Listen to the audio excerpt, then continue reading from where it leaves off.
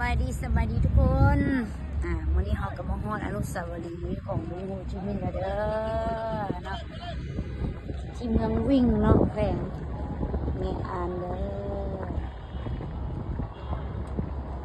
ลุงโฮจิมินห์อันนี้อนุสาวรีย์ของเพิ่นอันนี้คือเมืองเกิดบ้านเกิดเพิ่นเนาะ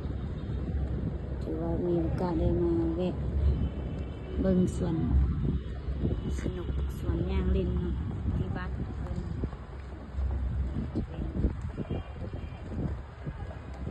คำขวัญของเวียดนามเพิ่นเนาะ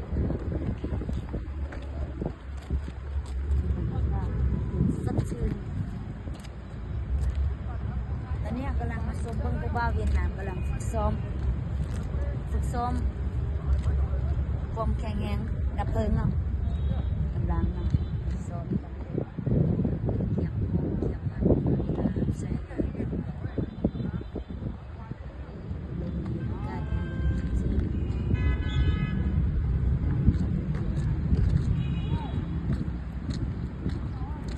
เก็บภาพบรรยากาศมาเบิ่งแล้วเพื่อที่จะได้มากับเบิ่งในวิดีโอได้ถ้ามีโอกาสมาตลอดที่ชื่อดีเนาะดีที่ว่าเห็นมาสัมผัสตัวเอง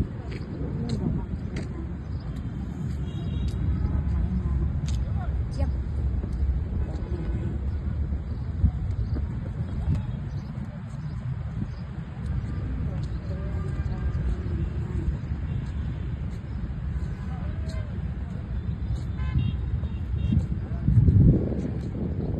ลุงโฮจิมินห์